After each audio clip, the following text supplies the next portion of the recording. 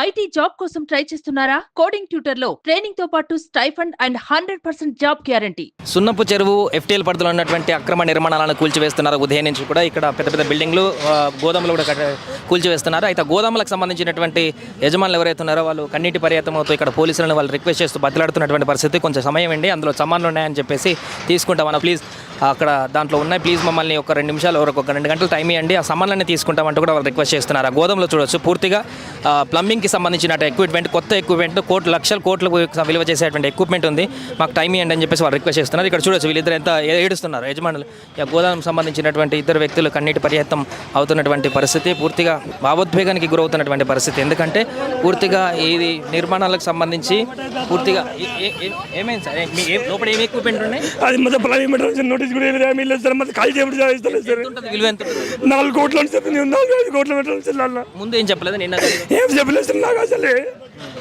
ఏమన్నా ఆల్రెడీ పోయి అడిగినా ఉంటా, ఆఫీస్లో పోయి అడిగితే మీరు లేదు చెప్పింది నాకు ఆల్రెడీ. అయినా ఇప్పుడు డైరెక్ట్ వచ్చి కొట్టిస్తారు సార్. ఆయన ఒక 2 గంటల టైం అసలు అడిగిస్తే ఇస్తలేదు సార్. అసలు ఒక గంట ఇప్పటి ఇస్తలేదు సార్ ఆయన. అసలు ఒక గంట టైం అడిగితే ఇస్తలేదు సార్ ఆయన. నిన్న సాయంత్రం మీకు ఏం నోటీస్ ఇవ్వలేదు? ఏం లేదు సార్, అసలు ఇవ్వలేదు సార్, అసలు ఏం నోటీస్ లేదు, ఏం లేదు సార్. దానికి కొద్దిగా అపాయింట్ చెప్పలేదు సార్.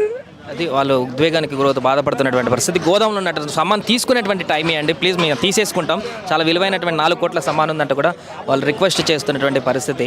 ఇంకొకరితో మాట్లాడదాం సార్. ఎంత విలువ ఉంటుంది సార్ సామాన్? ఎంత విలువ ఉంటుంది సామాన్? దగ్గర 2 కోట్ల వరకు ఉంటాయి. నిన్న ఏమి ఇవ్వలేదు నోటీస్? మీకు ఏమీ లేదు సార్, నోటీస్ లేదు, ఇన్ఫర్మేషన్ కూడా లేదు మందికి.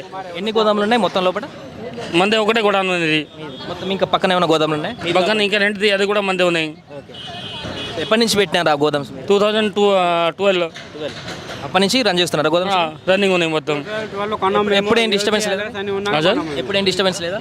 ఏం డిస్టర్బెన్స్ లేదు సార్ మనకి.